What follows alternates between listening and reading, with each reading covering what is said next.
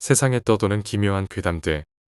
첫 번째 이야기, 대전의 허름한 모텔에서 실제로 겪었던 실화괴담. 전 부산에 살고 있습니다. 일 때문에 대전을 올라가게 되었죠. 잘 곳이 없어 모텔에 달방 끊어서 숙박을 하게 되었는데 인테리어도 오래된 건물에다가 벽지는 나무로 가려져 있는 곳이었습니다. 아무튼 그곳에서 첫날 밤을 보냈습니다. 혼자 있으니 아늑하고 편안하더군요. 옆에서 불 끄고 옆으로 누워서 자고 있는데 발부터 몸머리까지 소름이 돋더군요. 순간 무서워서 불 다 켜고 멍하니 누워 있다가 소름 돋는 게 몇 번 있었습니다. 방이 7층 복도 끝이었는데 왠지 모르게 무서워서 잘 때마다 불 다 켜고 TV 켜고 잤습니다. 그러던 중 한날 심하게 가위를 눌렀습니다. 옆으로 자는데 눌렀네요. 일단 꼼지락거려서 깨서 깨고 다시 잠들었는데 순간 숨이 안 쉬어집니다. 누가 목을 조르는 듯한 느낌에 목이 무겁더라고요. 숨이 안 쉬어져서 꼼지락거려서 깨고 일어났죠. 벌떡 정신이 확 깨더군요. TV 방송은 흘러나오고 있고 멍하니 TV 보고 있는데 순간 갑자기 TV하고 방의 모든 불이 꺼지더군요. 너무 놀래서 순간 멍하니 앉아있는데 5초 뒤에 다시 TV랑 불이 다 켜지더군요. 일단 창문 다 열고 TV 켜고 불 다 켜고 좀 앉아있다가 잠들었는데 여긴 있을 때가 못 된다 판단하고 짐 싸들고 부산 다시 내려온 기억이 있네요. 두 번째 이야기, 분신사바. 어느 날의 쉬는 시간. 누구랄 것도 없이 교실 한 구석에서 목소리가 들렸다. 요즘 유행하는 분신사바 놀이다. 왠지 모르게 분신사바를 하는 곳 주위에 여자아이들이 둥글게 몰려있다. 나는 이 놀이를 좋아하지 않는다. 방과 후와 쉬는 시간과 마찬가지다. 미리 정한 것도 아닌데 어느샌가 또 분신사바가 시작되었다. 여자아이들은 몇 명씩 그룹을 지어 모여서 분신사바를 하고 있다. 나는 거기 섞이지 않은 다른 아이들 몇 명과 함께 교정을 나섰다. 저녁이 되자 학원이나 독서실로 모두들 학교에서 떠나간다. 나 역시 돌아갈 생각이었지만 물건을 놓고 온 것이 생각나 교실로 되돌아왔다. 거기에는 아직도 몇 개의 그룹이 둥글게 모여 분신사바를 하고 있었다.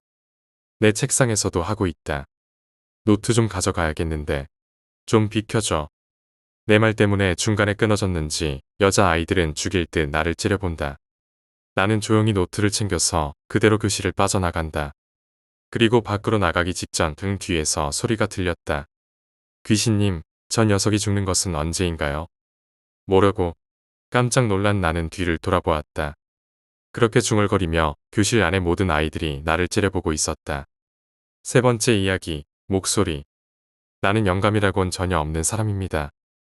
하지만 불가사의하게도 두 번 다시 겪고 싶지 않은 일을 겪었기 때문에 지금 말해보려 합니다. 아마 2년 전이었던 것 같습니다. 친구의 집에서 생일 파티를 하게 되어서 4명이 그 집에서 하루 자고 가게 되었습니다. 밤 10시쯤으로 기억합니다.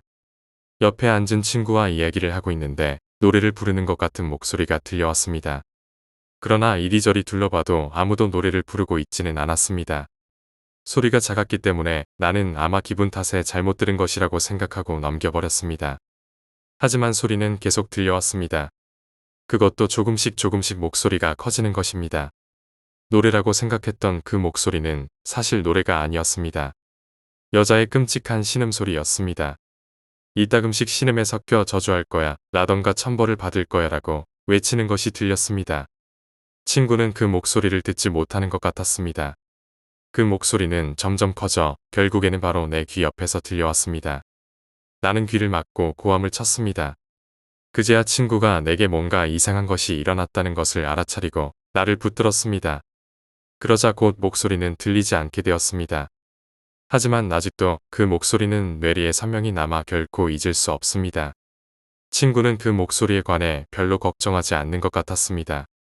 하지만 나는 아직도 걱정됩니다. 아직도 그 여자는 누군가를 원망하면서 성불되지 못한 채 떠돌고 있을까요? 부디 그녀의 명복을 기원합니다. 네 번째 이야기, 공양. 귀신보다 살아있는 사람이 더 무섭다. 라는 이야기도 있지만 그것은 틀린 말이다. 귀신은 결코 이해할 수 없는 존재가 정신적으로 궁지에 몰아넣어가는 이유도 알 수 없는 공포다. 그 앞에서 인간은 그저 나약한 존재일 뿐인 것이다. 그러면 내가 이전에 겪었던 괴이한 일을 이야기해보겠다. 5월 즈음 수학여행으로 아오모리, 아키타, 이와테현으로 가게 되었다.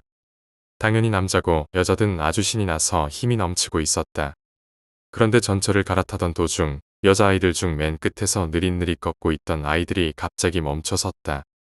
선생님은 뭐 하는 거야? 빨리 옷 거라. 라고 말하며 그 여자아이들에게 달려갔다. 그러자 갑자기 평소에 귀신을 볼 수 있어라고 말해오던 여자아이가 선생님, 멈춰주세요. 라고 비명을 질렀다. 그러나 여전히 선생님은 그 아이들을 향해 달려갔다. 어쩔 수 없다 싶어진 나와 친구 한 명이 선생님의 뒤를 따라가기 시작했다. 멈춰 있는 아이들 쪽으로 다가가니 3명의 아이들 중 1명이 가슴을 움켜쥐고 웅크려 있는 것이 보였다. 다른 2명이 걱정스러운 듯 지켜보고 있고 선생님이 그 아이에게 말을 걸고 있었다. 그런데 그 여자아이가 갑작스럽게 애송아, 내게 무슨 짓을 하는 거냐? 라고 마치 다른 사람 같은 목소리로 소리쳤다. 그리고 어찌된 영문인지 나를 선로에 그대로 밀어제꼈다. 그때 나는 이제 나는 죽었구나라고 생각하며 떨어지고 있었다. 마치 순간이 영원히 이어지는 것 같은 느낌이었다.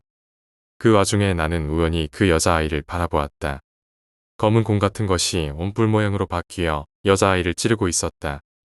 그 광경이 너무나도 무서웠던 나머지 나는 그대로 선로에 떨어져 정신을 잃었다. 다행히 전철이 오기 전에 선생님들이 나를 구해줬고 나는 지금까지 살아있다. 덧붙이자면 그 여자아이는 내 말을 들은 선생님들이 그대로 오소레산으로 데려갔다고 한다. 도대체 그 검은 구체는 무엇이었을까? 오소레산은 일본 아오모리현 무츠시에 있는 산이다. 이 산은 화산 활동으로 인해 생긴 칼데라 호가 여럿 있으며 산 주위에 온천이 여러 개 존재하여 지옥의 입구라는 별명을 가지고 있습니다. 이 산에 위치한 오소레산 보리산은 일본의 3대 영지 중 하나로 지장보살 신앙에 기초하여 죽은 자에게 공양을 하는 곳으로 믿어지고 있습니다. 5번째 이야기, 발목의 손자국. 재작년 여름에 바다 낚시를 하러 간 적이 있었다.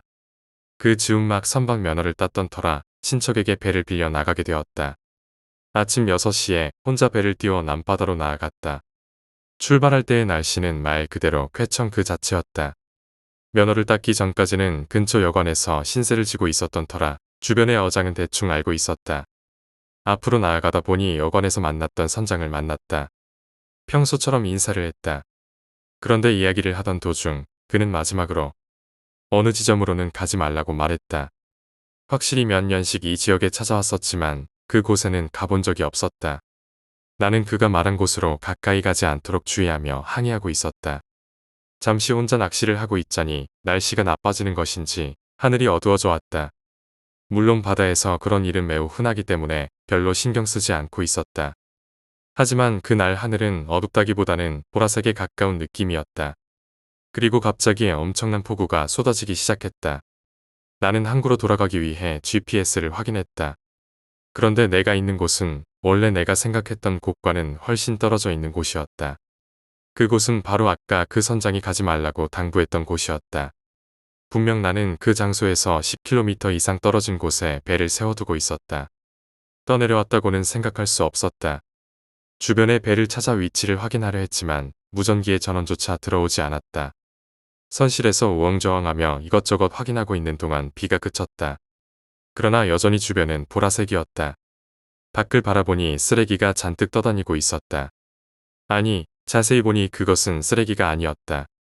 사람의 머리통만 수면 위로 떠올라 긴 머리카락이 흔들흔들 떠다니고 있었다. 큰일이다라고 생각한 나는 바로 뱃머리를 돌렸다. 그러자 바로 앞에서 나아가지 못하게 막는 듯 한 여자가 수면에 서 있었다. 그리고 그 순간 전원이 들어오지 않던 무전기에서 소리가 나기 시작했다. 너는 돌아갈 수 없어. 너는 여기서 죽는다. 마치 텔레비전에서 나오는 것 같은 목소리였다. 나는 시동을 걸고 배의 속력을 최대로 올렸다. 겨우 그곳을 빠져나가니 곧 날씨는 다시 맑아졌다. GPS와 무전기도 정상으로 작동했다. 겨우 항구로 돌아온 후 나는 그날 만났던 선장에게 내가 봤던 것을 이야기했다. 역시 너도 봤구나. 나는 물론이고 이 주변의 어부들은 다 한 번씩 겪은 일이야. 그의 말대로라면 그날은 하루 종일 화창했다고 한다. 그 후에는 출항을 하더라도 그런 일은 겪지 않았다. 하지만 지금도 종종 그 여자는 내 꿈속에 나타난다. 내 발목을 붙잡고 바닷속으로 끌어들이려 하는 꿈이다. 그리고 그 꿈을 꾼 다음날 아침에는 언제나 발목에 선명한 보랏빛 손자국이 남아있다. 6번째 이야기, 일본의 어느 터널. 내가 실제로 겪은 일입니다. 5년 전 회사의 보직 발령으로 인해 사이타마에서 아타미로 전근을 가게 되었습니다. 아타미에는 한 번도 가본 적이 없었기 때문에 두근거리며 기대하고 있었습니다. 누가 뭐래도 일본 유수의 온천들이 몰려 있는 데다 기숙사비도 무료에 가깝다는 이야기를 들었기 때문입니다. 어쨌거나 아타미에 도착하자마자 바로 지사로 가서 인사를 했습니다.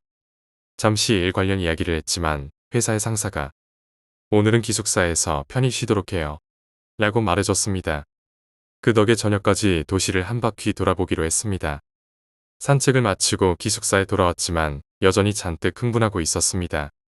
아까 그 상사분이 아타미는 야경이 멋지죠. 라고 말한 것이 기억나서 나는 드라이브를 하러 가기로 했습니다. 시간은 밤 11시 정도. 아타미에 간 적 있는 분은 아시겠지만 아타미에는 고개가 매우 많습니다. 길 사이에는 고개투성이입니다. 그것 때문만은 아니지만 잘 모르는 길인 것까지 겹쳐 결국 나는 길을 잃었습니다. 하지만 그리 멀리 온 것은 아니었기 때문에 대충 돌아갈 수 있을 것이라고 생각했습니다. 그래서 야경을 보며 슬슬 드라이브를 하고 있었습니다. 고개를 내려와 성 같은 곳을 지나친 뒤 다시 조그마한 고개를 넘고 나니 여기가 어딘지 정말 알 수 없게 되어버렸습니다. 당연히 마음은 불안해지는데 마침 카스테레오마저 고장나 버렸습니다. 울상을 지으며 나아가다 보니 30m 정도 되어 보이는 짧은 터널 앞에 오게 되었습니다. 여담이지만 나한테는 영감은 전혀 없습니다. 이때를 빼고는 영적인 체험도 겪은 적이 없습니다. 그렇지만 그 터널에 들어가려던 순간 본능적으로 느껴졌습니다. 들어가면 안 돼. 뭐라고 정확하게 말할 수는 없지만 왠지 그 터널에 들어가면 끝이라는 막연한 불안감이 나를 휩쌌습니다. 그렇지만 그곳을 지나가지 않고서는 되돌아갈 수밖에 없었기 때문에 본능을 무시하고 터널로 들어갔습니다. 터널에 들어가고 한복판쯤 왔을 때 나는 차를 세웠습니다. 차가 자동으로 멈춘 것은 아니었습니다. 터널의 한복판에는 어린아이가 대여섯 명 있던 것입니다. 돌을 발로 차거나 공기놀이를 하며 놀고 있었습니다. 이때 뇌리에 멍하게 충격이 왔습니다. 12시가 지난 한밤중에 터널 한복판에 아이들이 놀고 있는 것입니다. 온몸을 사로잡은 공포에 차마 비명조차 지르지 못했습니다. 마치 심장을 망치로 세게 두드려 맞은 것 같은 기분이었습니다. 몸이 부들부들 흔들리고 이가 딱딱 마주쳤습니다. 그렇지만 여전히 움직일 수는 없었습니다. 그리고 그 순간 아이 중 한 명이 나를 보고 웃었습니다. 커다랗게 이를 활짝 드러내고 그 순간 나는 엄청난 비명을 지르며 차를 고속으로 후진시켰습니다. 차 문이 터널 벽에 긁혀 불꽃이 튀었지만 미친 듯 뒤로 달려 겨우 터널 입구까지 도망쳤습니다. 그리고 그대로 유턴해서 어떻게 기숙사까지 돌아올 수 있었습니다. 다음날 회사에 출근해 그 동네 토박이인 접수센터 직원분께 어제의 이야기를 털어놓았습니다. 이런 길을 지나서 터널에 들어갔더니 어린 아이들이 있었다는 이야기를 말입니다. 그러자 그분이 알겠다는 듯 말씀하셨습니다. 그곳이네요. A씨, 그 터널을 지나가면 이시키가우라예요. 나는 이시키가우라가 뭐냐고 반문했습니다. 그러자 자살 명소라는 대답이 돌아왔습니다. 만약 내가 그 터널을 그대로 지나갔다면 그대로 돌진해 바다로 떨어졌을지도 모르겠습니다. 자동차 옆문은 너덜너덜해졌지만 살아있는 것만으로 감사할 따름입니다. 다른 차가 뒤에 없던 것도 행운이었습니다. 사실 뒤로 30분을 돌아가도록 다른 차는 한 대도 보지 못했었습니다. 이게 내가 처음이자 마지막으로 겪었던 무서운 일입니다. 7번째 이야기, 죽을 때까지 저주한다. 내 친구가 들려준 이야기다. 그 녀석에게는 도쿄에서 혼자 살고 있는 여동생이 있었다. 어느 날부터인가 동생으로부터 연락이 끊어졌던 모양이다. 하지만 여동생이 사회인으로 독립해 나가는 과정이라 생각했던 탓에 그대로 내버려뒀었다고 한다. 그런데 얼마 뒤 경찰에서 전화가 온 것이다. 여동생이 자살했다는 것이었다. 유서에 의하면 직장 상사와 불륜 관계에 있던 여동생이 임신한 뒤 버림받은 나머지 죽음을 택했다고 한다. 친구는 당연히 미친 듯이 화를 냈고 여동생의 영정과 뼈가루를 품에 안고 그 직장 상사라는 사람을 만나기 위해 도쿄로 달려갔다. 우선 여동생의 직장으로 가서 그 상사를 불러내려 했지만 그럴 수 없었다. 그 녀석은 이미 회사를 그만둔 상태였던 것이다. 자세한 사정은 모르겠지만 회사의 이미지에 좋지 않다는 이유로 권고 사직당한 모양이었다. 그렇지만 다행히 여동생의 친구를 만날 수 있었고 그 친구에게 사정사정해서 그 녀석의 주소를 알게 되었다. 친구는 단숨에 그 놈의 집으로 달려갔다. 하지만 초인종을 아무리 눌러도 대답이 없다. 현관문을 끈질기게 두드리자 결국 그 놈은 얼굴을 드러냈다. 친구는 이를 갈며 자신의 신분과 찾아온 이유를 밝혔다. 친구는 영정을 보여주며 당장 무릎 꿇고 사과하라고 분노하며 따졌다. 하지만 어째서인지 남자의 반응이 이상하다. 화가 난 친구는 위협이라도 해야겠다는 생각에 이런 말을 했다고 한다. 내가 널 용서할 거라고 생각하냐? 내 동생은 매일 밤 내게 나타나서 울고 있어. 네가 사과하지 않으면 성불도 못할 거라고. 하지만 그 남자는 지친 것 같은 표정으로 쓴웃음을 지으며 대답했다. 그럴 리 없습니다. 말도 안 되는 소리 하지 마세요. 비웃는 건가? 그렇게 생각한 친구는 더 화가 났다. 말도 안 되긴 뭐가 말도 안 된다는 거냐. 빨리 사과해. 그 아이가 성불할 수 있도록. 남자는 그런 친구를 여전히 지친 듯한 표정으로 바라보며 말했다. 쓸데없는 짓입니다. 몇 번을 사과해도 그녀는 용서해주지 않아요. 지금도 이 옆에서 나를 노려보고 있어요. 내가 죽을 때까지 계속 저주할 생각이랍니다.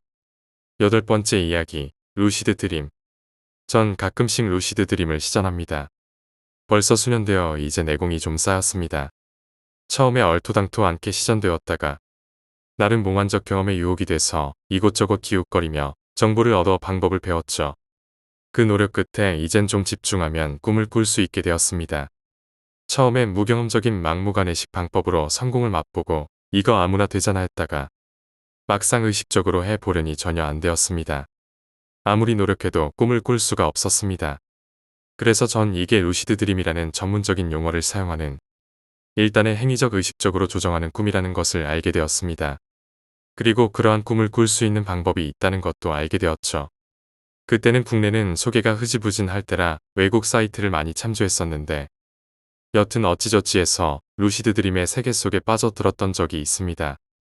지금이야 방법론은 고사하고 이것을 즐기는 사람도 많다고 알고 있습니다. 의식의 흐름을 조금 집중만 시키면 충분히 가능한데 잠들기 전에 그 흐름을 잡아가는 연습과 노하우가 좀 필요합니다. 전 주로 하늘을 많이 날아댕깁니다. 구름 속도 들어가 보고 눈아래 펼쳐진 조그만 땅덩어리들을 감상하면서 하늘을 주로 날고 있습니다. 물론 전 그 외에도 꿈을 자주 꿉니다. 어릴 적부터 꿈에는 한 소질이 있었습니다. 지금도 꿈을 꾸지만 이건 루시드 드림은 아니고 정말 꿈다운 꿈이죠. 꿈은 우리에게 많은 정보를 줍니다. 조만간 벌어질 일들 그리고 찾아오는 행운을 미리 알려주기도 하고 위급한 상황의 전조를 보여주기도 하지요. 친구나 지인들은 제가 어느 정도로 꿈을 잘 꾸고 또 타인의 꿈을 잘 해몽하는지 알고 있습니다. 가끔씩 황당한 전화를 많이 받습니다. 바로 꿈을 물어보는 전화지요. 다짜고짜야 아무개야 나 어제 꿈 꿨는데 이게 뭐야? 하는 질문 말이죠. 네, 바로 며칠 전 그 전화를 한 통 받았습니다. 이게 바로 전조전이 될 줄이야 어떻게 알았습니까? 상당히 오랜만에 온 전화입니다. 대충 보니 만 1년이 넘게 연락조차 하지 않았던 친구입니다. 꿈 이야기는 대충 하겠습니다. 친구 꿈이니 말이죠. 꿈속에서 웬 여자가 자꾸 자기를 쫓아오면서 손에 칼을 들고 따라다닌다고 합니다. 꿈속에서 본 인물이나 사물은 고지고대로 표현하지는 않습니다. 추상적 의미일 수도 있고 또한 다른 어떤 사건이나 현상을 설명하는 것일 수도 있습니다. 꿈속에서 여자가 정말 사람 여자가 아닐 수 있다는 것이죠. 가령 자신이 해결해야 할 문제거리일 수도 있고 자신의 욕망의 대변인일 수도 있고 말이죠. 여튼 요상한 꿈은 반복해서 꾼다고 했습니다. 여기서 꿈은 반복이라면 상당히 심각한 수준입니다. 웬만해서는 절대 똑같은 꿈을 꿀 수는 없습니다. 평생 똑같은 꿈을 꿀 확률은 거의 없는 거나 마찬가지입니다. 헌데 이 친구가 똑같은 꿈을 이틀도 아니고 사나흘 계속 꾼다고 했습니다. 전 뭔가 범상치 못한 일을 겪고 있는 것이 아닌가 하여 자세히 주변 상황을 물었습니다. 이 친구는 조용조용히 사는 친구라 역시 별다를 게 없는 아니 너무나 조용한 삶을 살고 있었습니다. 별반 다른 구석이 하나도 없습니다. 언제 처음 꾸었냐고 했더니 7일날 처음 꾸었답니다. 그날 기억나는 일 없냐고 했더니 마누라랑 재래시장 장 보러 간 기억뿐이랍니다. 7일날 저녁 그러니까 8일 새벽녘이죠. 꿈을 꾸고 깨었는데 기분이 참 더러웠답니다. 그 다음부터 나흘 동안 같은 꿈을 계속 꾸었는데 마누라한테도 이야기해봐도 들은둥만둥하고 해서 갑자기 제 생각이 나서 전화는 어떤 거랍니다. 친구 이야기 다 듣고 별일 아니라고 안심시키고 전화 끊었지만 영 찝찝한 기분이 가시질 않았습니다. 12일 날 이 친구 만나서 조용히 소주 한 잔 기울였습니다. 사는 이야기도 듣고 안부도 묻고 소주 한두 잔 하다 보니 자연히 꿈 이야기가 나왔고 그때 상세히 들었습니다. 같은 꿈이라고 했더니 조금씩 다른 부분이 있었습니다. 그 여자가 첫날은 칼을 들고 쫓아오기에 도망 다니다가 깼는데 다음 날도 도망 다니고 그러나 사흘째 되는 날 잡혔답니다. 그리고 자신의 가슴을 수도 없이 정신없이 마구 찔러대더랍니다. 자신은 비명 지르고 발버둥치고 난리쳤는데 어찌나 무지막지한 힘으로 올라타서 찌르는지 꿈속에서 미칠 지경이었답니다. 이제 내가 죽는구나 이 생각도 했답니다. 갑자기 마누라가 흔들어 깨우는 바람에 일어났는데 역시 비명소리 듣고 놀라서 깨운 거랍니다. 듣고 보니 실로 악몽 나이트메어입니다. 뭔가 연유가 있겠지 하며 둘이 파헤쳐 보아도 답이 안 나옵니다. 마누라 집안도 자기 집안도 평범 그 자체라고 했습니다. 첫 번째 꿈을 꾼 날 이후로 회사 이외에는 다른 곳은 가본 적이 없고 첫날 재래시장 말고는 말입니다. 그 재래시장도 마누라와 빈번히 다니던 곳이랍니다. 장 볼 때마다 말입니다. 녀석 얼굴에 다크서클이 확연히 보입니다. 딱 보면 느낄 수 있을 정도입니다. 꿈 때문에 미치겠다고 하더군요. 녀석에게 악몽을 꾸지 않는 비법 좀 일러주고 헤어집니다. 비법은 상스러운 것이니 쓰지 않겠습니다. 그날 그러니까 12일 저녁 녀석과 헤어지고 집에 들어와 시계를 쳐다보니 11시 11분입니다. 추워서 씻지도 않고 소주 기운이 올라 대충 옷 벗어 던지고 침대에 누웠습니다. 자려고 하니까 자꾸 머릿속에 칼을 든 그 여자 생각이 맴도는 겁니다. 그렇게 머릿속에서 여자 생각하다가 잠이 들었습니다. 그날 그 여자가 제 꿈에 나왔습니다. 정말 칼을 들고 있더군요. 그것도 거무틱틱한 옛날 무식한 식칼이었습니다. 날이 퍼렇게 서 있고 칼등은 무쇠라 시커먼 그리고 옷이 소복이었습니다. 정말 소복 귀신 모습 그대로더만요. 머리칼도 귀신처럼 길고요. 다만 얼굴이 없었습니다. 눈도 귀도 코도 입도 없었습니다. 안 보인 것인지 못 본 것인지 아니면 기억이 나지 않는 것인지 모르겠습니다. 얼굴은 정말 기억이 없습니다. 다짜고짜 등장하더니 칼을 어깨 위로 치켜 들더니 냅다 달려오는 겁니다. 순간 맞서 싸울까 도망갈까 고민했습니다. 헌데 도저히 맞설 상대가 아닌 듯해서 도망갔습니다. 분명 주위 배경이 있을 것인데 이것도 생각이 안 납니다. 도시 아닌지 허허벌판인지도 생각이 안 납니다. 생각이 나는 건 칼든 여자뿐인 꿈이었습니다. 지겹도록 도망 다녔습니다. 뒤 돌아보면 쫓아오고 다시 달리고 숨이 차서 멈추고 뒤돌아보면 달려오고 있었습니다. 정말 소름이 돋았습니다. 그렇게 밤새도록 쫓기다가 새벽녘이 되어서 깼습니다. 시계를 보니 4시 40분이었습니다. 똥구멍이 축축할 정도로 식은땀이 차 있더군요. 그 이후로 잠을 자지 않았습니다. 오랜만에 이것저것 꺼내 들고 향 하나 피워놓고 TV를 틀었더니 귀에 들어오지도 않고 잡음처럼 들리기에 꺼버렸습니다. 침대 위에 천정 보고 누웠더니 머릿속에 멍하니 정신이 하나도 없습니다. 오늘이 그러니까 11월 13일 금요일입니다. 하루 종일 멍하니 있다가 인터넷 뒤적거립니다. 그러다 루시드 드림을 보게 되었습니다. 한동안 루시드 드림을 안 했었기에 꿈과 관련된 내용을 검색하다가 우연히 눈에 들어오게 되었죠. 그때 하고 뭔가 뇌리를 스쳤죠. 어제 꿈은 루시드 드림인갑다 했죠. 그니까 자기 직전 계속 머릿속에 그 칼든 여자의 이미지를 생각했더니 진짜 꿈에 나타난 것이었죠. 그런가 보다. 루시드 드림으로 악몽도 꿀 수 있구나 했었죠. 결국 제 꿈에 나타난 여자는 칼만 든 상태고 나머지는 제 상상 속에서 만들어진 여자겠구나 했죠. 하얀 소복이며 머리가 긴 오리지널 귀신의 모습은 제가 상상해서 만든 루시드 드림 속의 이미지겠구나 했죠. 잽싸게 휴대폰 꺼내 들었습니다. 그리고 그 친구에게 너가 꿈속에서 본 그 여자의 모습을 물었죠. 전 분명 다르겠지 했죠. 하얀 소복에 머리가 길고 버선발이며 옛날 촌에서 사용한 것 같은 식칼 들었다 라고 말합니다. 뭐야 이건. 그래. 아따. 헌데 어제 꿈 꿨냐? 아니 어제 푹 잤다. 내가 말한 대로 하니까 정말 안 꾸네. 신기하네 고마워. 그럼 나한테 온 거니? 제길. 얼마 만에 겪어보는 상콤하고 멜랑꼬리한 일인가. 온 6월에 옷 홀딱 벗고 서리 맞고 쉬하는 기분이 드는 것이었습니다. 그리고 밀려오는 갯짜증. 파송송 라면 한 사발로 점심에 치우고 어머니의 쏟아지는 잔소리 피해가며 방에 콕 처박혀 서핑질이나 하며 시간 때우고 있었습니다. 저녁 9시도 안 됐는데 잠이 쏟아지고 내일은 토요일인데 혹시 로또 번호 찍힌 꿈이나 꾸려나 하고 잠자리에 들었습니다. 머릿속에 칼든 여자 생각뿐이라 딴 생각하자 좋은 생각, 로또 당첨돼서 만세 부르는 생각. 그치만 머릿속에 칼든 여자 생각뿐이었습니다. 내가 생각해도 내가 참 왜 이러는지. 정신 집중하고 오랜만에 루시드 드림이나 꿔야겠다. 하늘이라도 날면 그 여자가 못 따라오겠지라는 엄한 발상을 했습니다. 불을 껐습니다. 그리고 조그만 스탠드 등만 껴놓았습니다.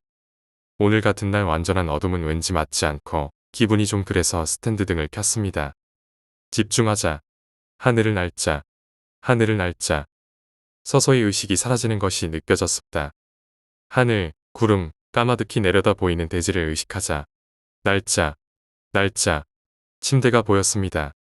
내가 자고 있는 모습이. 그러다 몸이 하늘로 쭉 뽑혀져 올라가는 느낌이 들었습니다. 세상이 확 밝아지고 까마득히 허공에 떠 있는 느낌이 확연히 들었습니다. 바람이 맞닿여지는 감촉이 그대로 느껴졌습니다.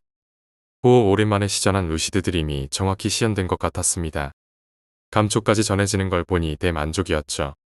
구름 한 점 없는 맑고 탁 트인 하늘이었습니다. 어느 지방인지 모르겠습니다. 시리도록 맑고 개우는 하늘 위를 날고 있었습니다. 이윽고 육지가 끝나고 바다가 나왔습니다. 뭔가 이상하게 자꾸만 기분이 이상했습니다. 청량하고 맑고 시린 기분이 아니었습니다. 뭔가 지독히도 무겁다라는 느낌이 들었습니다. 가슴이 답답하다라는 느낌이 들었단 말입니다. 갑자기 몸이 무겁다라는 생각이 들자 밑도 끝도 없이 몸이 떨어져 내렸습니다. 정말 살겁은 무서움이었습니다. 지금 날씨와 맞먹는 살겁은 무서움이었습니다. 확 깨는 심장이 멎는 듯한 순간에 허걱거림이 느껴지고 거슴츠레한 불빛이 희미하게 느껴졌습니다. 어디지야 여긴 내 방인가 숨을 쉴 수 없을 정도로 가슴이 답답했습니다. 눈을 번쩍 떴습니다. 그리고 그 여자가 내 가슴 위에 올라타서 머리 위로 식칼을 들고 내려찍을 기세였습니다. 비명도 안 나오고 몸도 꼼짝하지 않았습니다. 소위 오리지널 가위라는 놈을 만난 것 같았습니다. 정말 가위 오랜만에 눌리는구나 했습니다. 그때 그 여자의 얼굴을 보았습니다. 아무것도 없었습니다. 눈도, 코도, 입도. 희한한 것은 빈 얼굴에 유독 눈에 띄는 점이 왼 볼때기에 하나 있었던 것입니다. 시발 내려와라. 가슴이 답답했습니다. 저 여자가 진짜 가슴 찌르면 어쩔까 하는 공포심이 우르르 밀려왔습니다. 아미타불, 부처님, 막 불렀더니 겨우 몸을 틀 수가 있었습니다. 한숨 돌리고 나니 물론 보이지 않았습니다. 시계를 보니 11시 59분. 아직 13일이 지나지도 않았습니다. 겨우 2시간 남짓 잠든 것 같았습니다. 이게 무슨 꼴이가 싶어서 향 하나 피우고 마음 진정시키고 식 한번 웃음 쪼개고 다시 잤습니다. 물론 그날은 더 이상 꿈을 꾸지 않았습니다. 다음날 그니까 토요일이었습니다. 14일 오후쯤인가 생각나서 친구에게 전화 넣었습니다. 이 새끼야. 너 때문에 고생했다. 참 그리고 혹시 왼쪽 볼때기에 점 있는 사람 수소문해봐라. 그로부터 몇 시간 뒤 정확히 토요일 오후 6시 몇 분쯤에 전화가 왔습니다. 왼쪽 볼때기에 점 있는 사람 돌아가신 작은 어머니라고 했습니다. 기일이 어제 그니까 13일이었는데 어머니가 아프셔서 병원에 계시는 바람에 아무도 제사상을 보지 않았다고 했습니다. 즉 녀석의 외할아버지 외할머니는 돌아가셨고 딸만 3세신 집안의 장녀간 녀석의 어머니셨습니다. 부모님 제사상과 둘째 제사상은 어머니가 보셨는데 마침 간단한 수술 때문에 병원 입원하시는 바람에 제사상을 보지 못했던 것입니다. 셋째는 외국 나가 계셨습니다. 이놈아, 너 이모가 제사상 못 받으셔서 잠시 심술 내신 거다. 그러니 그렇게 알아라. 어머니가 아프시면 장남인 내 놈이 대신해야지. 그리 무관심하니 서운하셨던 게지. 다음 날인 15일 일요일 녀석이 나를 불러냈습니다. 그리고 근사한 저녁을 사줬습니다. 내 놈 정말 무심무당이냐고 아니 점쟁이냐고 연신 거립니다. 내 놈이 전화하는 바람에 이틀 고생했다고 했습니다. 물론 그 이후로 16일, 17일, 18일 아무 일도 일어나지 않았습니다. 제사장 안 차려주신다고 식칼 들고 겁주시다니 작은 이모님 대단하신 것 같습니다. 제사 기일이 13일인데 제사 일주일 전에 나타나셔서 겁주시기 시작한 것 같습니다. 진짜 이모 맞기는 맞는 건지 볼에 점 있다고 하는 거 보니까 맞긴 맞는 것 같은데 근데 이모님 천약 때 돌아가셨다고 합니다. 그것도 결혼할 상대까지 있으셨다는데 갑자기 병에 걸려서 1년 동안 앓다가 돌아가셨다고 들었습니다. 좀 씁쓸한 기분이 들었습니다. 그러나 내심 오랜만에 상콤한 기분을 일으켜줘서 확 패주고 싶었습니다. 근데 왜 녀석을 괴롭히다가 갑자기 내 꿈에 나타난 것일까? 가위까지 누르셨습니다. 생판 모르는 사람한테 와서 말이죠. 아니면 내게 뭔가 말하고 싶어서였을까? 녀석이 답답해서 안 통하니까 내게 온 것이었을까? 가위 누르실 때 의식적으로 얼굴을 보인 것일까? 유독 왼쪽 볼대기에 점이 눈에 들어왔던 것은 왜일까? 정말 아직까지 묘한 느낌이 계속 남아 있습니다. 지금 이 글을 쓰는 순간에도 말입니다. 제발 그딴 전화는 사절입니다. 며칠 전 이 일 때문에 아직 온전히 잠을 자지 못하고 있습니다. 오늘도 잠을 설치고 새벽에 깨어나 이 글을 쓰고 있는 참입니다. 지금 시각 7시 23분. 목이 마르다. 냉장고에 가서 시원한 요구르트라도 따 마셔야겠습니다. 그리고 루시드 이거 조심해야겠습니다. 악몽도 꿀 수 있구나. 9번째 이야기, 무당이 살았던 집에서 실제로 겪었던 실화괴담. 때는 2007년 가을쯤 됐을 겁니다. 그때 한창 서해에서 기름 누수 사고가 나는 바람에 태안에 봉사활동 많이 갔던 시기로 기억납니다. 저와 저의 친구는 고등학교 동창생이었으며 대학교도 같은 대학을 다녀서 정말 친한 사이였습니다. 이 친구 녀석을 경훈이라고 부르겠습니다. 경훈이는 후배들을 너무 잘 챙겨줘서 가끔 자기가 손해 볼 때도 있을 정도로 끝까지 후배들을 챙겨주려고 하는 스타일입니다. 그런 녀석의 성격 때문에 주위에 따르는 후배들이 많았는데 그중 인석이라는 키 크고 잘생긴 애가 있었습니다. 이 녀석은 카사노바라 여자들이 끊임없이 붙어 다녔는데 한 번은 이 녀석이 여자 사고를 쳐서 막대한 돈을 물은 적이 있었습니다. 인석이는 원룸에 살고 있었는데 이번 사고로 원룸에서 나와 보증금을 다시 받고 받은 보증금으로 사고 수습으로 써버려서 갈 데가 없었습니다. 이 녀석은 곧바로 경훈이에게 전화를 했습니다. 형 내가 사정이 있어서 그러는데 일주일만 재워주면 안 돼. 경훈이는 거절을 못하는 성격인지라 알았어. 네가 편한 대로 지내다 가라고 얘기해버린 겁니다. 참고로 저랑 경훈이랑 같이 살고 있었습니다. 집이 좁은지라 저는 내 의견 없이 함부로 받아들이냐고 따졌지만 저도 인석이 때문에 여자친구를 소개받은 기억이 있기 때문에 차마 거절을 못했습니다. 그렇게 셋이 같이 한 달을 살다가 인석이가 갑자기 이사 준비를 하는 겁니다. 자기 말로는 좋은 집을 구했다면서 그것도 싼 값에 좋은 조건으로 전세를 얻었답니다. 저희 보고 같이 살자고 했지만 저희는 지금 살고 있는 집의 위치도 좋고 주인 아줌마가 워낙 잘해주셔서 정 때문에 차마 못 숨기지는 못했습니다. 저희는 이사를 도와줄 겸 집들이로 인석이 집에 갔습니다. 거기서 저희가 본 집은 주택의 1층 한 채인데 밖에서 봐도 오래되었다라는 느낌이 확 들었습니다. 마치 느낌이 오랜 유적물을 보는 듯 하지만 굉장히 익숙한 느낌 아무튼 전 그런 느낌이 드는 집이었습니다.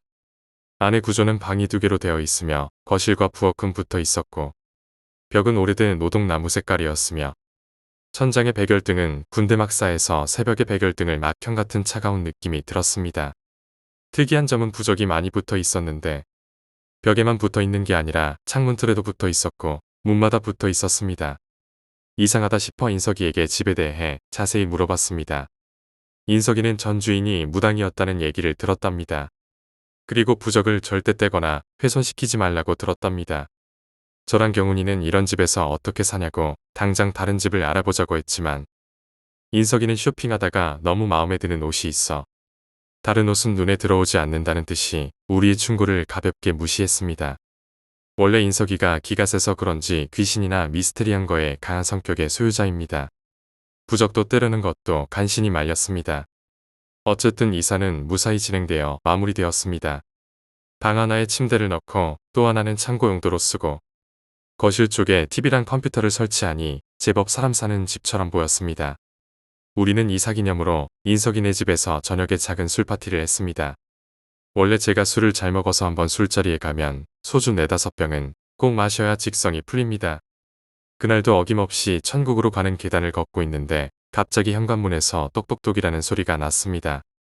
글로 표현해서 똑똑똑이지 그것보다 조금 더 세고 날카로운 소리였습니다.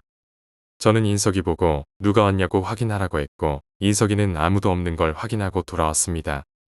우리는 잘 못 들었나 싶어서 그날 천국의 계단을 건너 문을 볼 때까지 마시다가 잠이 들었습니다. 폭풍의 전야처럼 그날은 기분이 안정되고 좋은 느낌이 났었습니다. 다음날 그 다음날 일주일이 지나면서 그 집에 대한 불안감은 점차 사라지고 우리는 평상시처럼 지냈습니다.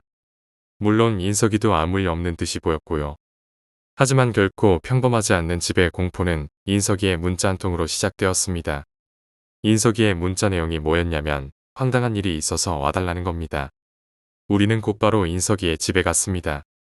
거기서 우리가 본 기억으로는 안방의 창문이 깨져 있었습니다. 그것도 와장창 깨진 게 아니라 마치 깡깡이로 창문을 강타한 것처럼 창문 한가운데만 깨져 있었습니다. 인석이는 누가 창문에 돌을 던지고 도망갔다고 추측하고 있었고 우리는 둘이 앞에 IQ가 200도 안 되는 머리로 소년탐정 김전일처럼 주위의 상황들을 정리해가며 어제 일을 인석이에게 물었습니다. 인석이 말로는 어젯밤에 여자친구랑 거실에서 그걸 하고 있었다고 했습니다. 그렇게 쾌락을 즐기고 나서 여자친구랑 거실에서 자고 있었는데 갑자기 창문이 깨지는 소리가 들렸답니다. 놀란 인석이는 안방에 가보니 창문이 깨져 있었고 급하게 깨진 유리를 치우고 창문에는 유리 테이프를 발라놨다고 했습니다. 인석이에게 별로 얻을 건 없다고 판단해서 인석이 보고 여자친구에게 전화를 걸라고 했습니다.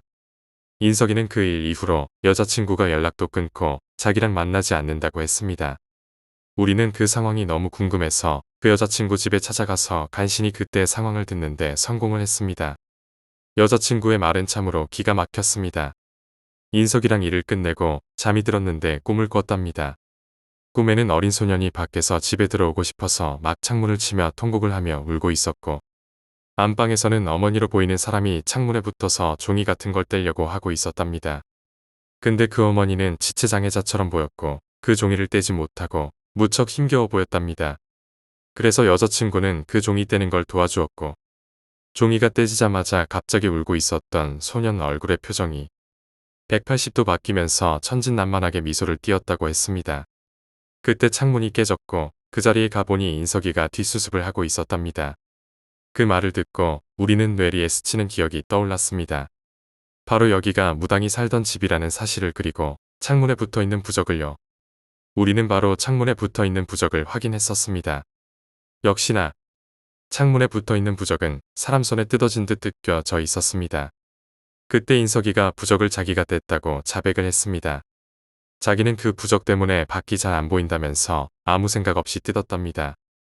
그때 나의 심장은 락 공연에서 들리는 드럼 소리처럼 둥둥거렸고 마음은 베이스 소리처럼 무거웠으며 뇌는 기타 소리처럼 요란한 생각에 뒤숭숭했었습니다. 우선은 상황을 정리할 겸 경훈이랑 인석이를 데리고 밖으로 나와 삼겹살을 먹으러 갔었습니다. 삼겹살집에서 우리는 식탁 위에 얼마만큼의 소주병이 쌓여있는 것도 확인하지 못할 정도로 많이 먹었었습니다. 그때 대화 내용으로는 뒤에는 잘 기억이 안 나지만 분명히 그 집에는 뭔가가 있다라는 대화 내용이었습니다. 그리고 인석이가 무슨 말을 했었는데 잘 기억이 안 났었습니다.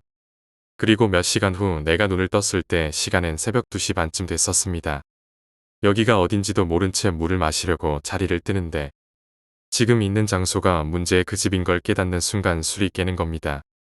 그때 무슨 생각을 했는지 창문이 깨진 안방으로 제 몸이 움직였었습니다. 순간 똑똑하는 소리가 들렸었습니다. 껌껌한 밤에다 고요해서 그런지 그 소리에 마치 제가 소나장치라도 된 듯 그 소리 나는 위치를 정확하게 주시했습니다. 장소는 문제의 깨진 창문 쪽이었습니다. 소름이 끼쳤지만 그곳을 계속 보고 있었습니다. 술 기운이 아직 남아서 그런지 눈앞이 흐려지면서 아플 때 누워서 아무 생각 없이 있으면 나는 웅하는 느낌이 났었습니다. 눈을 비비고 그쪽을 바라봤는데 너무 무서웠습니다. 한 꼬마아이였습니다. 얼굴엔 피투성이로 뒤덮여 있었고 표정은 천진난만하게 미소를 짓고 있었고 손에는 칼을 들고 이쪽을 정확히 쳐다보면서 창문을 칼로 툭툭 치고 있었던 겁니다.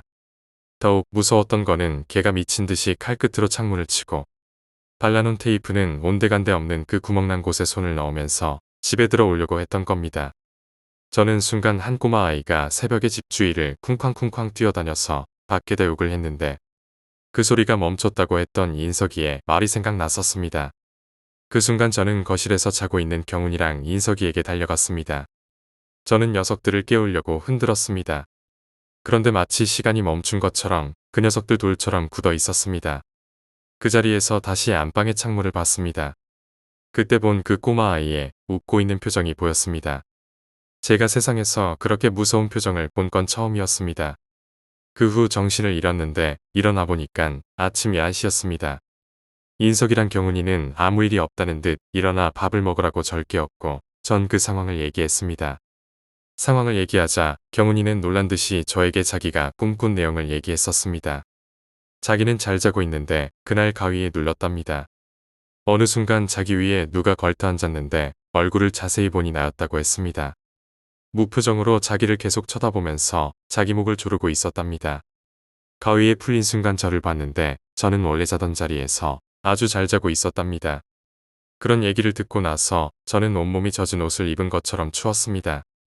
근데 인석이는 아무것도 못 봤고 무슨 소리도 못 들었답니다. 그리고 인석이가 우리가 어떻게 그 집에 가게 됐는지 얘기해 주었습니다. 나랑 경훈이는 술에 취해서 정신이 없었고 인석이는 우리를 우리가 살던 집으로 보내려고 했는데 술김에 나온 말인지는 몰라도 제가 인석이네 집에 가자고 그렇게 노래를 불렀답니다. 그래서 거기로 가게 됐다고 얘기 들었습니다. 일단 우리는 그 집을 나온 뒤 평상시 생활로 돌아갔습니다. 며칠이 지났지만 저는 그 집에 대해 너무 신경이 쓰여서 밤에 잠도 제대로 못 자고 있었고 경훈이는 잠잠했었습니다. 거의 일주일을 제대로 못 잤는데 그날은 유난히 밝은 보름달이 뜨는 그날은 너무 포근한 잠을 잤었습니다. 단 한 가지 악몽을 제외하고는 말이죠. 악몽의 전개는 그 집에서 시작되었습니다.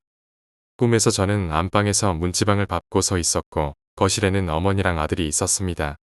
어머니 얼굴은 잘 기억은 안 나지만 기억나는 건 그 어머니의 몸 상태가 이상하다는 것과 아들은 4살에서 5살 정도밖에 되지 않았다는 것. 또한 그들은 서로 부둥켜 무서워서 벌벌 떠는 표정을 짓고 있었습니다. 저는 무슨 상황인지는 모르겠지만 꿈속에서 굉장히 화가 나 있었습니다. 한 손에는 강목이 들려있는 채 도대체 이해가 안 가는 상황이지만 제 머릿속엔 모자를 죽여야 되겠다는 한 가지 생각뿐이었습니다. 제가 폭력을 좋아해서 싸움 같은 걸 즐기는 건 아니지만 폭력적인 영화를 많이 봤었습니다. 특히 좀비가 나오는 영화나 소우 같은 이런 영화들의 영향 때문인지 그 자리에서는 특별히 죄책감 같은 게 들지 않았습니다. 저는 진짜 무슨 생각이었는지 그 어머니로 보이는 사람의 머리를 강목으로 힘껏 내려쳤었습니다. 몇 번을 내려쳤는지는 모르겠지만 계속 내려쳤고 어머니로 보이는 사람은 별다른 저항 없이 그 자리에서 푹 쓰러져 버렸습니다. 그때 아들은 밖으로 도망갔고 저는 밖으로 뛰쳐나가 그 아들까지도 강목으로 내려쳐 죽게 만들었습니다. 그 순간 저는 아차 싶었고 죄책감과 그 모자가 가엾어서 흐느끼면서 울었었습니다. 정말 그때는 한편의 영화 따위가 아닌 한 사람의 인생이 불쌍해서 말이죠. 저는 그 죽은 아이를 안고 그 아이의 얼굴을 보았는데 세상에 그 아이의 얼굴은 며칠 전 제가 그 집에서 보았던 그 아이의 얼굴이었습니다. 그때 제 기억 때문인지는 몰라도 죽은 아이의 표정은 해맑게 웃고 있었던 걸로 기억납니다. 그때 전 잠에서 깨어났고 눈에는 눈물이 났으며 머리는 너무 혼란스러웠습니다. 그리곤 그 집과 모자에 대해서 생각했었습니다. 이때까지 상황을 정리해보면 그 집에는 원래 엄마랑 아이가 살고 있었고 인석이 여자친구의 꿈에 나타난 것은 그 아이의 엄마였습니다. 엄마는 집안에서 죽었고 아이는 밖에서 죽었는데 아이는 귀신이 돼서라도 집에 들어오고 싶어 했고 부적 때문에 그 아이 귀신은 함부로 못 들어온다라고 생각했었습니다. 하지만 그 모자를 죽인 건 도대체 누구란 말인가. 꿈속에서는 저였지만 제가 그 집에서 살지도 않았고 살인 같은 건 한 적이 없는데 말이죠. 저는 그 집에 어떤 사연이 있는지 너무 궁금해서 인석이에게 전화를 했습니다. 그리고는 인석이에게 지금 집주인이 누구냐고 물었습니다. 인석이는 70살 정도 먹은 할아버지라고 얘기했습니다. 저는 이해가 안 갔습니다. 아무리 가격이 싸고 괜찮다지만 이런 귀신 나오는 집을 사다니. 그리고 할아버지도 귀신을 봤으니깐 그 집에서 안 살고 전세를 싸게 준 거겠지라고 생각했습니다. 그리고 인석이에게 그 할아버지를 볼 수 있냐고 물었습니다. 그 녀석이 귀찮은 걸 싫어하는 성격이라 처음엔 반신반의했었습니다. 근데 의외로 고분이 알았다고 했습니다. 그렇게 인석이는 할아버지께 전화해서 집세 명목으로 할아버지를 찾아갔고 다행히도 할아버지를 어렵지 않게 만나게 됐습니다. 할아버지는 인상이 참 좋아 보이셨고 지금은 가족들이랑 살고 있었습니다. 저희는 할아버지께 그 집에 대한 얘기를 잠시 꺼냈습니다. 하지만 저희의 예상과는 달리 할아버지는 그 집에 대해서 모른다고 하셨습니다. 귀신에 대해서도 그 전에 무당이 살아서 찝찝했지만 부적 때문인지는 몰라도 아무 일도 안 일어났다라고 부적 얘기만 잠깐 하셨습니다. 별일 아니듯이 얘기를 하셨지만 흔들리고 있는 눈동자와 어색한 미소를 짓는 할아버지의 알 수 없는 표정 변화를 보고 말았습니다. 더 할아버지께 묻고 싶었지만 얻을 게 없다고 판단해 일단은 인석이랑 삼겹살집으로 향했습니다. 삼겹살을 먹고 그날도 어김없이 소주를 먹었습니다. 근데 인석이가 술이 좀 됐는지 자기는 그동안 귀신이라고는 본 적도 없는데 제가 꿈을 꿨던 어제 이상한 체험을 했다고 이런 얘기를 했습니다. 그날은 집에서 TV를 보고 있는데 작은 방에서 흐느끼는 소리가 들렸었답니다. 인석이는 작은 방에 불을 켜고 들어가서 소리의 원인을 찾으려 했는데 아무것도 없었답니다. 또다시 TV를 보고 있는데 이상한 소리가 들렸답니다. 다시 녀석은 방으로 들어갔지만 아무도 없었습니다. 그런데 갑자기 위에서 소리가 들렸답니다. 인석이는 아무 생각 없이 위를 쳐다봤지만 아무것도 없어서 방에서 나가려는데 천장이랑 문 위의 벽이랑 만나는 지점에서 머리에 피를 흘리는 여자가 박혀 있었답니다. 자기가 본 내용은 정말 만화에 나오는 것처럼 사람이 건물에 박혀서 인사하는 것처럼 그 여자는 벽에 박혀 무척 힘들게 으까부절하고 한 글자씩 한 글자씩 끊어지는 목소리로 데시벨도 맞지 않는 소리로 자기에게 무엇을 말을 하려고 했었답니다. 인석이는 겁은 없지만 그때만큼은 너무 무서워서 집에서 나와 친구 집에서 잠을 잤다고 했습니다. 저는 그때 제 꿈 얘기를 했었고 인석이는 놀란 듯이 저를 쳐다봤습니다. 그때 인석이가 저보고 같이 그 집에 대해서 조사를 하자고 했습니다. 저는 솔직히 이제 그냥 그 집에 대해 신경 쓰고 싶지도 않았고 꿈 같은 건 학교에서 싼값에 해주는 심리치료 같은 걸 받으면 된다고 생각했었습니다. 그래서 거절했었는데 갑자기 그 녀석이 화를 냈었습니다. 그때 처음으로 그 녀석에게 애아라는 소리를 들었었습니다. 그 녀석이 자존심이 워낙 세서 자기가 직접 겪기 전까지는 신경이 쓰였지만 내색을 안 했답니다. 근데 이번 일로 생각이 바뀐 거죠. 저는 그렇게 바뀐 인석이가 조금 무서웠습니다. 그래서 그런지는 몰라도 결국엔 인석이랑 그 집과 모자 귀신에 대해서 알아보기로 했습니다. 그렇게 우리는 그 집의 귀신에 대해 찾아다녔지만 어떠한 흔적도 단서도 찾지 못했습니다. 처음에 했던 결심과 다르게 찾으면서도 열심히 찾아다니지는 않았고 그냥 대충 찾아다녔습니다.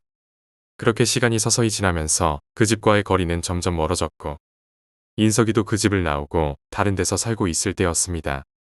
일요일 날쯤이었을 겁니다. 그때 우연찮게 여자친구랑 어느 점집에 가게 되었습니다.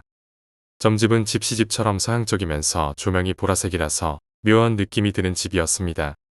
거기 주인은 곱상하게 생긴 아주머니가 있었습니다. 저는 여자친구랑 그냥 궁합을 볼 생각이었고 궁합에 대해 얘기를 하고 있을 때였습니다. 그 아주머니께서 너 최근에 이상한 일 겪지 않았냐고 저한테 묻는 것입니다. 그러면서 돈을 더 주면 너한테 쌓인 살에 대해서 얘기를 해주겠다는 겁니다. 저는 사기꾼 아냐? 라는 생각이 들었습니다. 순간 내 뇌리에 스쳐 지나가는 것이 저번 무당집에 대한 일이었습니다. 저는 여자친구한테 잠시만 나가달라고 한 뒤에 그 아주머니에게 그 집에 있었던 일을 차근차근히 얘기했습니다. 그러더니 아주머니는 저에게 이런 얘기를 해주셨습니다. 사람에게 살이란 게 있는데 네가 가진 살이란 그 집에 그 귀신이 가진 기운이랑 상극이라서 귀신이 괴로워한다는 것이지요. 저에게는 의처의 부살이란 게 있는데 그것은 간단하게 말해 의처증이라고 얘기했습니다. 그렇게 얘기 듣고 저는 무척이나 궁금했습니다. 그거랑 그 귀신들이랑 무슨 상관일까? 라고요. 그렇게 얘기 듣고 나서 그 아주머니께서 그 집의 귀신이랑 대화하고 싶다고 얘기했습니다. 대신 돈은 조금 더 내는 걸로 합의를 보고 저는 인석이한테 전화해서 그 집에 대해 얘기할 게 있다고 3일 후에 보자고 했습니다. 그렇게 저랑 인석이랑 경훈이랑 아주머니는 그 집에 다시 갔습니다. 주인 할아버지께 그렇게 얘기하자 주인 할아버지는 처음에는 그렇게 못해준다고 화를 내시더니 나중에는 결국 우리랑 동참하게 되었습니다. 그렇게 5사람이서 그 집에 들어갔습니다. 그 아주머니는 처음에는 집의 부적들을 꼼꼼히 살펴보았습니다. 그러더니 화를 내는 겁니다. 그 부적은 처음부터 귀신을 쫓아내는 부적이 아니라는 겁니다. 오히려 그 집에 귀신을 가둬놓는 부적이라고 했습니다. 그러면서 아무것도 없는 거실을 보더니 갑자기 어디로 가면서 한참을 있다가 오더니 귀신의 정체에 대해 얘기했었습니다. 얘기는 이렇습니다. 원래 모저 귀신은 1970년쯤에 영월에서 아버지 어머니 자식이랑 오붓하게 살고 있었답니다. 하지만 아버지라는 사람은 의처증이 심해서 어머니가 다른 곳에 갔다 와도 다른 남자 냄새가 난다면서 때리기 일쑤였습니다. 그러던 어느 날 술을 먹은 아버지는 자식조차도 다른 남자 자식일지도 모른다는 생각을 가졌고 몽둥이를 가지고 무참하게 어머니랑 자식이랑 때려 죽였답니다. 이 얘기를 듣고 나서 소름이 돋았습니다. 그러면 제가 가진 살땜의 모자를 죽이는 악몽을 꾸게 되었고 어쩌면 그 모자 귀신은 나를 증오하고 있었던 게 아닐까라는 생각이 들었습니다.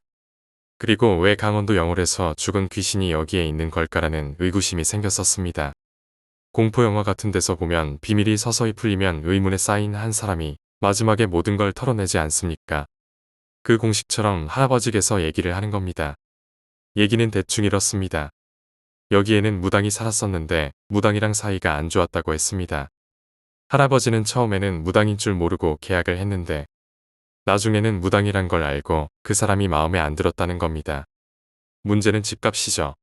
무당이 있으면 아무래도 집값이 떨어질까 봐서 무당에게 무례하게 대했는데 나중에 무당이 나가려고 하니깐 할아버지는 그 무당에게 갈 거면 집에 부적이라도 붙여주고 가라고 당부했답니다.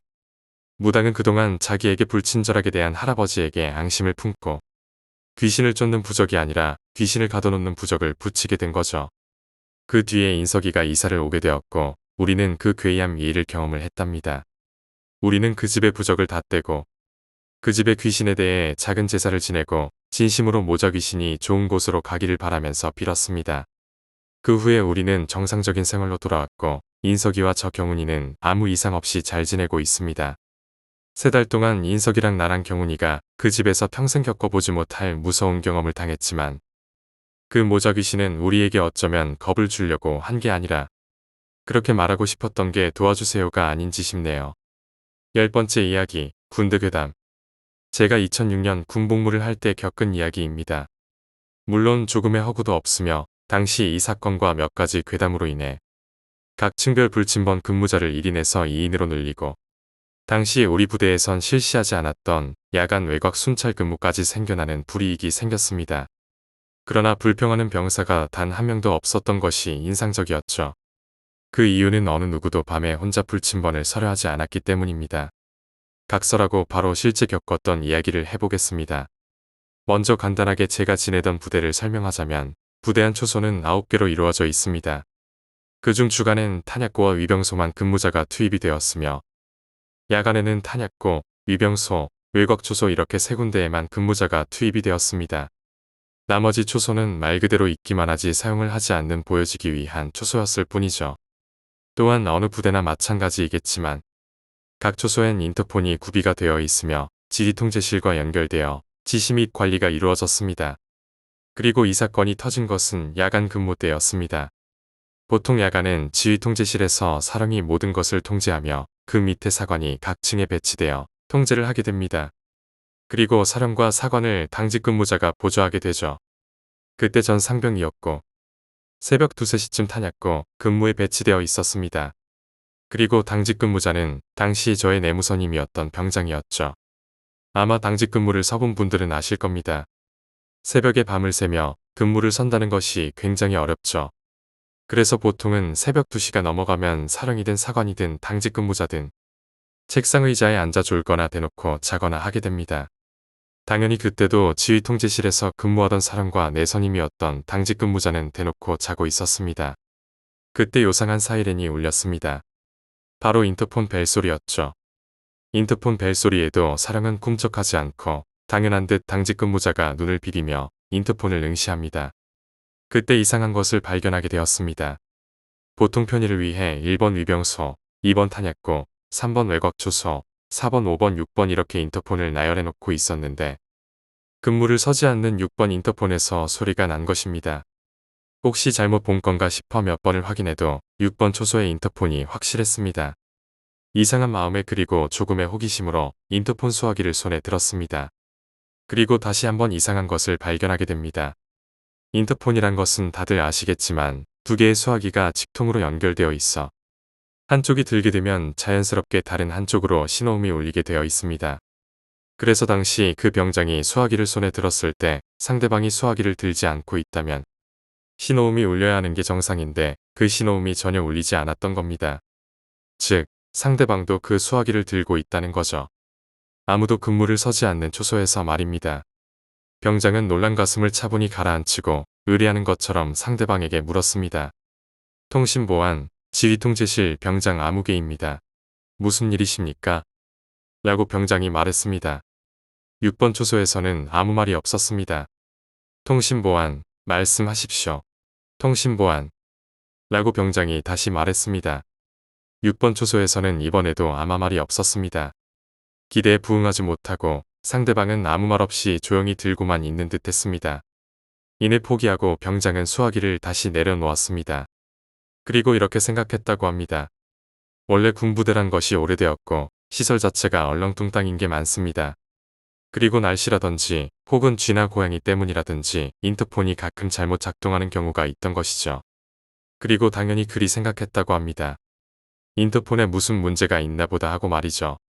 그리고 다시 잠을 청하였고 10분쯤 지났을까. 막잠이 다시 들려야 할 때 요란한 소리가 다시 한번 울립니다. 병장은 반사적으로 수화기를 든 뒤 조금은 격해진 말투로 상대방에게 군대식 어법을 무시한 채 소리쳤습니다. 통신보안, 너 누구야? 라고 병장이 말했습니다. 역시나 돌아오는 건 묵묵부답의 같은 반응이었습니다. 이제 뭔가 잘못 돌아가는 것을 느낀 병장이 급하게 수화기를 다시 내려놓고 어떻게 해야 하나 하고 갈등하고 있을 때 다시 한번 인터폰이 요란하게 울려댔습니다. 이제 더 이상 자신의 소관으론 해결될 것 같지가 않아 자고 있던 사령을 깨우게 됩니다. 당직 사령님. 당직 사령도 굉장히 피곤했는지 몇 번을 깨우고 나서야 눈을 비비며 일어나 짜증을 냈다고 합니다. 왜 깨우고 지랄이야. 그러나 계속 울리고 있는 인터폰을 병장이 들지 않은 채 깨운 것이 몹대 이상한지 성을 내다 말고 인터폰을 응시하며 사령이 병장에게 물었습니다. 인터폰은 왜 안 받는데? 그게 누가 장난치는지 아무도 없는 6번 초소에서 받아도 아무 말도 안 합니다. 급한 성격의 사령이 당직 근무자인 병장에게 받으라는 눈짓을 보내자 몹대 불편한 표정을 지으며 어쩔 수 없이 인터폰의 수화기를 손에 쥐어들었습니다. 통신보안, 지휘통제실 병장 아무개입니다. 말씀하십시오. 같은 반응을 예상했다는 듯이 급하게 수화기를 내려놓고 병장은 사령의 눈치를 살폈습니다. 둘 사이에 잠시 정적이 지나고 사령은 좋은 생각이 났다는 듯이 격하게 병장에게 지시를 내립니다. 그러지 말고 네가 한번 6번 초소로 인터폰 걸어봐. 군대에선 지시에 무조건 복종해야 하기에 지시대로 6번 초소 인터폰을 손에 쥐어들고 귀에 갖다 댔습니다. 당연한 듯 귀에는 따르르르 하고 벨소리가 울리기 시작했죠. 벨소리가 몇 번 흐르고 이내 포기하고 수화기를 귀에서 때리는 순간 철커덕 반대편 인터폰에서 누군가 병장의 인터폰을 받아든 것입니다.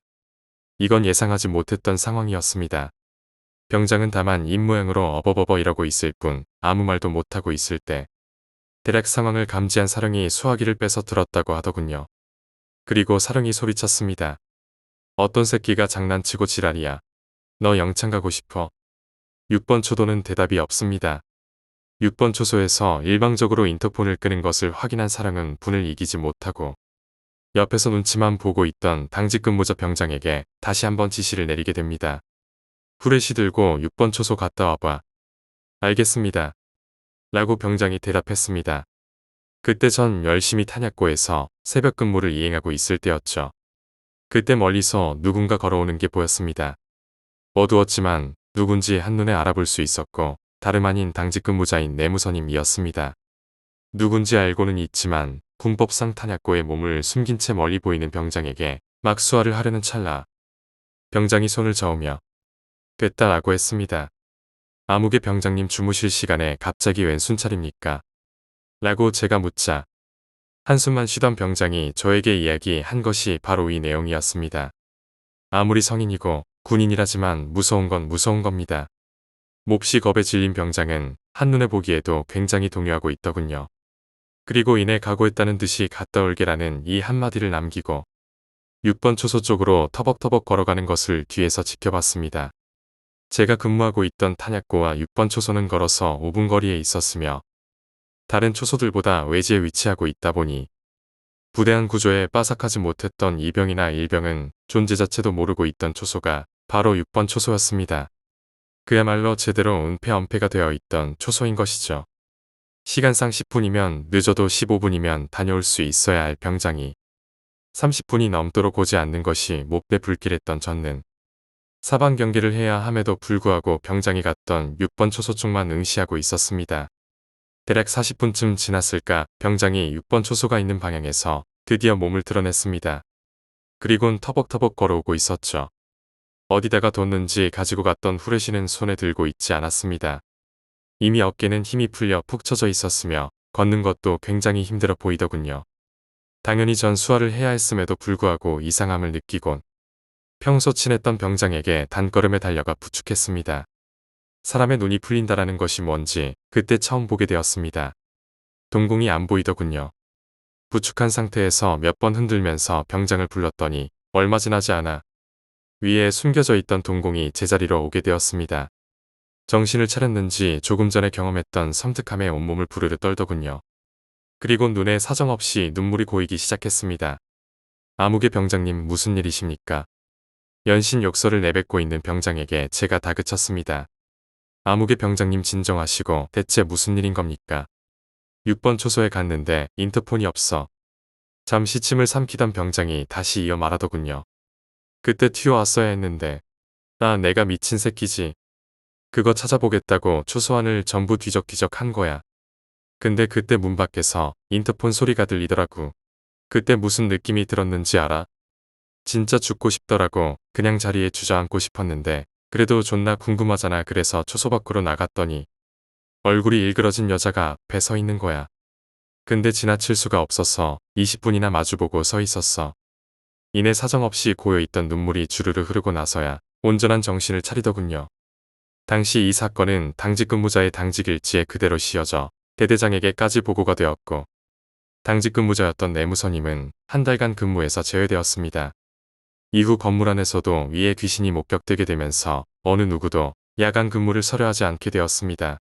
결국 처음 말씀드린 대로 불침번을 2명이 동시에 섰으며 외곽 순찰 근무가 생겨나게 된 거죠. 다음 이야기로 넘어가겠습니다. 혹시 이런 이야기를 들어보신 적 있으신가요? 간혹 가위에 눌렸을 때 웅성거리는 소리나 기계음이 들리는 것은 주위에서 귀신이 중얼중얼 거리는 소리라는 걸. 편의를 위해 귀신 보던 여자아이를 귀녀라고 칭하겠습니다. 그 아이는 무속에도 굉장히 관심이 많았던 아이인데 그 아이가 말해준 겁니다. 물론 그 어떤 과학적 근거는 없지만서도 진지하게 말하는 그 아이의 표정에 완전히 압도되어 버렸네요. 덧붙여 웅성거리는 소리나 기계음이 작아지거나 커지거나 하는 것 역시 그 귀신이 멀어지거나 가까워지거나 하기 때문이라네요. 안타깝게도 그런 가위를 자주 경험하는 게 바로 접니다. 한창 가위에 고생하던 때의 이야기를 처음으로 해볼게요. 때는 군대에 입대하기 약 1년 전 한창 그 귀녀와 연락하며 지낼 때입니다. 귀녀를 알게 된 건 제가 여자 중고등학교에서 약 1년간 일을 했었는데 그때 우연히 저에게 와서 말을 걸더군요. 오빠, 웬만하면 제가 무시하려고 했는데 왜 그렇게 기가 약하세요? 라고 귀녀가 말했습니다. 그게 무슨 말이야? 라고 제가 대답하자 가위에 잘 눌리시죠? 그때 우연히 말을 걸어온 귀녀와 번호를 주고받으며 당시 잘나가던 버디버디 아이디까지 주고받았습니다. 그때까진 그냥 저에게 관심이 있어서 말을 걸어온 여느 고등학생들처럼 생각했지요. 물론 그게 제 착각이란 건 그리 오래가지 않았습니다. 항상 그렇듯이 그날도 밤에 친구들과 버디버디를 하고 테트리스를 하며 시간 가는 줄 모르고 컴퓨터 앞에 죽 치고 있는데 귀녀의 메시지가 도착했습니다. 오늘 방문 열어놓고 주무세요. 밑도 끝도 없는 귀녀의 메시지에 적지 않게 당황한 저는 귀녀에게 반문했습니다. 아니 그게 무슨 말이야? 방문을 열어놓고 자라니. 대체 어디서 뭘 했길래 줄줄이 꿰고 들어가셨어요. 저도 병이지만 꿈에 나올 정도인 것 보니 좀 센 귀신이거나 귀신 여럿 데리고 들어간 것 같은데 아무튼 할아버지도 못 건드는 귀신인 것 같으니까 방문 열어놓고 주무세요. 라고 말하는 귀녀에게 저는 아무런 말을 할 수 없었습니다. 참고로 귀녀가 칭한 할아버지는 제가 태어나기 한 달 전에 돌아가신 친할아버님이십니다. 귀녀 말로는 집안 돌아가는 꼴이 걱정이 되어 장남이자 장손인 저를 따라다니신다고 하는데 나름 수호천사입니다. 뭐 상태가 그리 좋으시진 못하다고 하더군요. 이런 말해도 될지 모르겠지만 자살하셨거든요. 아무튼 할아버지 이야기를 해준 순간부터 이미 전 귀녀의 말에 복종하는 노예가 되어버린 후였습니다. 그때 귀녀의 말에 따라 문을 닫고 자야 했지만 그러진 못했습니다. 이유는 어릴 때부터 제 버릇 중 하나가 이불을 뒤집어 쓰고 방문도 닫고 자는 거였거든요. 새벽 3시쯤 컴퓨터를 종료하고 자리에 누웠습니다. 그때 쎄한 느낌이 들더군요. 아마 가위에 자주 눌리시는 분들은 아실 겁니다. 가위 눌리기 직전 그 쎄한 느낌.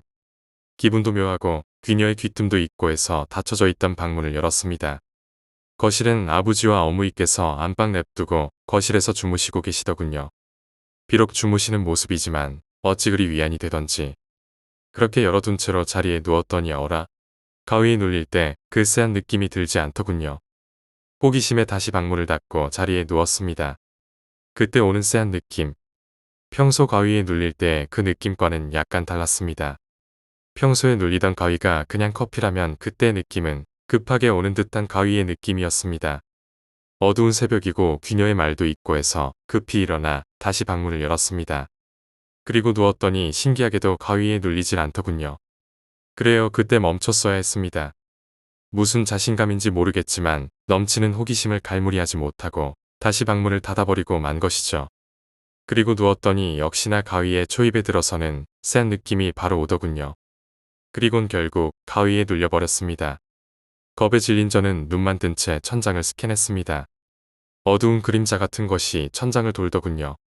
나른 가위에 대해서는 도가 텄다고 자부하던 저는 손가락 까딱 신공을 펼치며 힘겹게 가위에서 벗어난 뒤 방문을 열려고 일어나려는 순간 귀에 들리는 쎄한 목소리가 들렸습니다.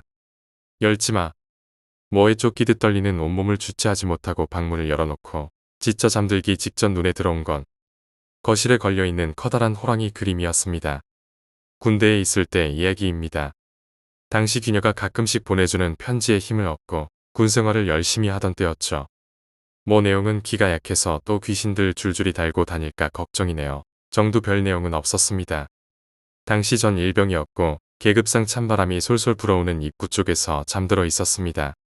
대략 새벽 2, 3시쯤이었습니다. 문득 잠에서 깬 저는 이상한 소리를 듣게 됩니다. 내 가위에 눌려있던 거죠. 평소 가위에 눌렸을 때 들려오던 기계음비와는 다른 색다른 소리에 흥미가 생기더군요. 물론 눈을 떠볼 용기는 없는 소심한 남자입니다. 처음 들어보는 가위 소리에 신경을 집중하고 있는데 그 소리가 점점 가까워지더군요. 그러다 결국 바로 제 옆에서 하는 듯 마치 누군가 제 귀에 대고 고함을 치는 듯할 정도로 크게 들리기 시작했습니다. 다만 멀리 가지 않았을 거란 추측만 하며 눈은 뜨지 못하고 있는데 다시 소리가 들리더군요. 다는 알아듣지 못하고 몇 단어만 알아들었습니다. 우그작, 우그작. 그 뒤에 들려오는 병장의 목소리. 어떤 새끼가 내 발 밟았어?